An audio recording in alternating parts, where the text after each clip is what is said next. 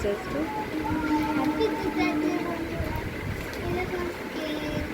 হলো আজকে happy teachers day. আমিও স্কুলে গেছিলাম, তোমরা কি স্কুলে গেছিলে?